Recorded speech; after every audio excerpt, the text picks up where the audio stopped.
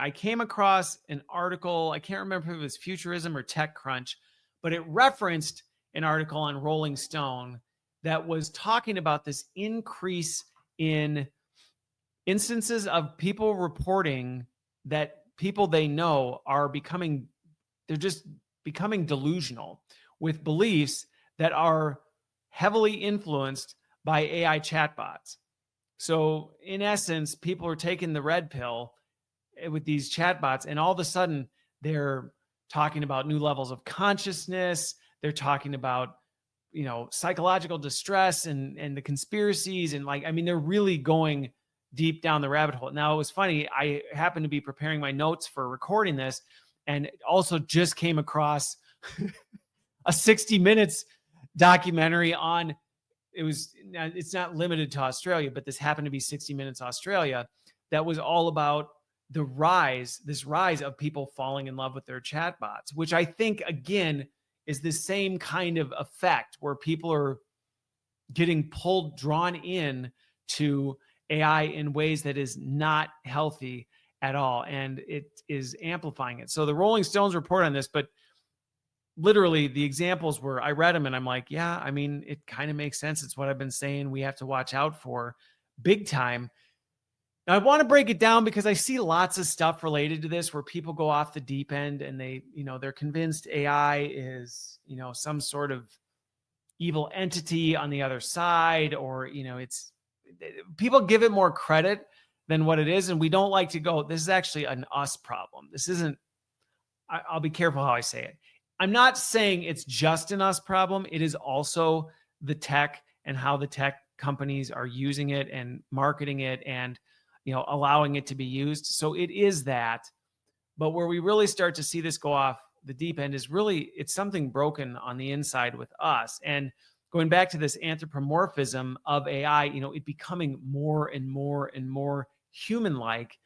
There's what's called the Eliza effect, which is essentially a cognitive bias where really, when we start to see human characteristics in things that aren't always there, and AI is just turning the volume up on this to 11. So what we don't always recognize, because we see this human characteristic, which what do we see in humans? Well, we see them empathize with us. We see them support and agree and want to help expand our thinking or help us understand things that we're concerned about or comfort us, or all these different things. Well, all of a sudden, when AI can mimic that, we start to believe that that's what AI is doing.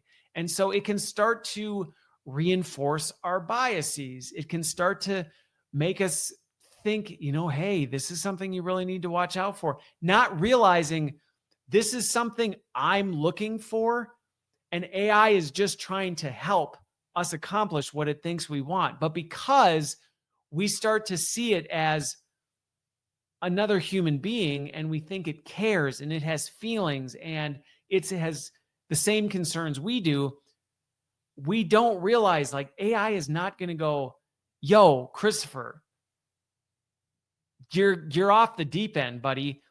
You need to stop. Get off your phone right now. Please. You have gone too far. AI is not going to do that because AI doesn't care about you. It's not another human being. It doesn't have feelings. It doesn't have emotions. It's there to meet your needs. And I said this last week. I will continue saying that AI, while it might do it in a different way or whatever, it's really designed to give you what you want. So what we're seeing now is we're starting already to see the negative effects of this just start to go gangbusters. And I'm telling you, my prediction is this is only going to get worse. So these stories I read in Rolling Stone of these people who seemed normal and all of a sudden they got, really involved with AI, and suddenly they're saying they've had spiritual experiences or they've finally uncovered hidden knowledge, and they're believing some of these just crazy, crazy, crazy things and then you look at their conversation threads and you're like, buddy, this isn't AI has not unlocked your mind. It's literally fed your delusions to the point where you've gone completely off the deep end. This is going to become a bigger and bigger problem. But again, it's tough because you can go, well, that's AI's fault. And I think tech does hold some responsibility for it. But I think it's also important that we don't just go, well, it's AI. So either we use AI or we don't use AI, or we yell at the AI companies to fix AI. Some of these things can't be fixed. Some of these things are inherent to the design of artificial intelligence. There's no way around it. You can't just say, well, make AI care, make AI have feelings. It doesn't. Well, make AI have standards. Well, whose standards? Based on what? In what situations? I mean, the possibilities are infinite. And so you quickly realize that, yes, tech companies can do more, but they can't necessarily solve it. Now, what I think we need to be careful of with this is that the tech companies don't do what they did with social media and just go, not our problem. If people go crazy because they use AI, we had nothing to do with it. That's on them. I don't think that's helpful. But I do think we do need to look in the mirror and take some responsibility, which is why, in terms of kind of risks to watch for in yourself, if you are using AI for emotional support, I am telling you right now, watch out. If you start becoming emotionally connected and enmeshed and dependent on AI, any vulnerabilities you have are going to get just eviscerated, because AI will just exploit the snot out of this stuff. So be so careful in this. And this is why one of the reasons I keep pushing back on this whole AI is becoming sentient. AGI is real, ASI is real. The more we start to believe that this AI is something bigger than it really is, the more vulnerable we become to believing it understands me.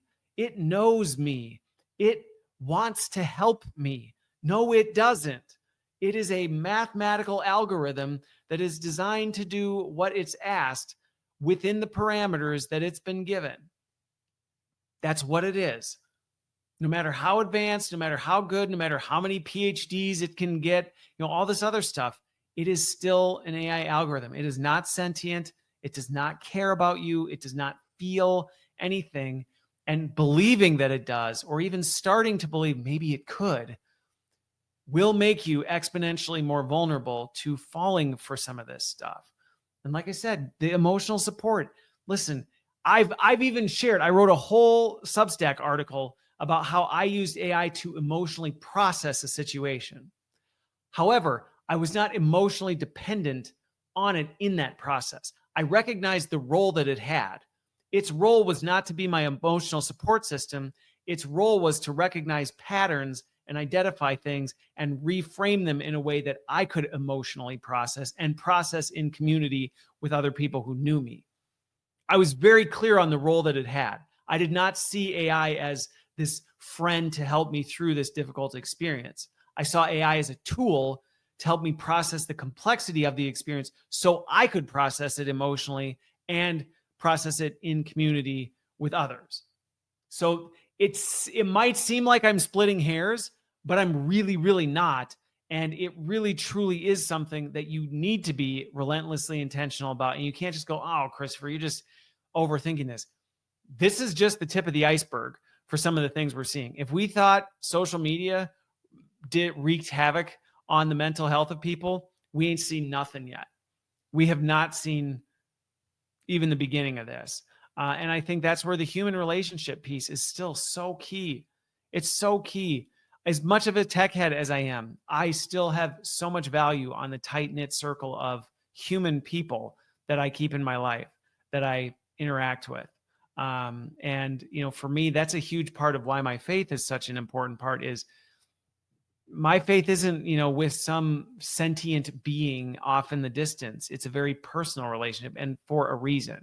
And I think, whether you subscribe to that worldview or not, what you can subscribe to is I at least need to have physical people in my life to help keep me grounded on this. Or some of this stuff, it will happen to you. It's not a matter of when, or no, it's not a matter of if, it's a matter of when. If you do not fortify your walls, this is going to happen to you, and there's just no way around it. So in terms of just like some proactive things, like honestly, some of the perspective I'm sharing right now, just remember what AI really is. Be really intentional about recognizing the role it plays. It's why I speak so much about, hey, be careful where you put it. Be careful how you use it. Be careful how you frame it. Be careful how much you rely on it. Like all this stuff.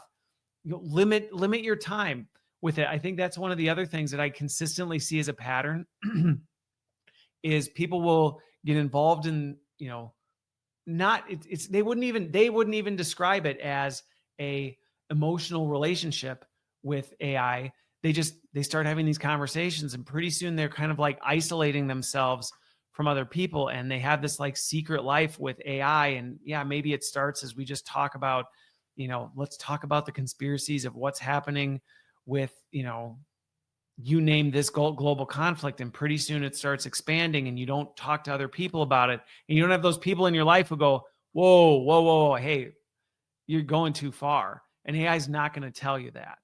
And so just please be careful with this, because this problem is only going to expand. And like I said, go look up the article in the Rolling Stone, check it out, and you'll see. Just Google people developing delusions as a result of AI. It's one of the top hits and trends this week.